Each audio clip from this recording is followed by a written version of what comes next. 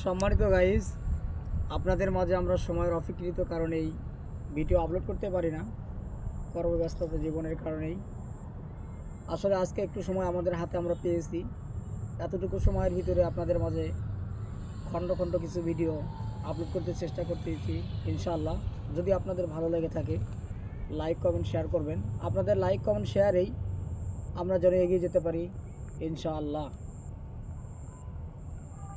বটের পাতা দিয়া রবিউল খাতা বানাইছে, আহারে সোনার সোনারে।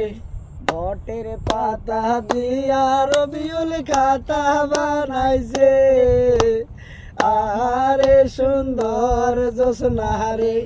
হাতের আঙ্গুল কাটিয়া জোসনা কলম বানাইছে, আহারে সোনার জোসনারে। হাতের কি হলো?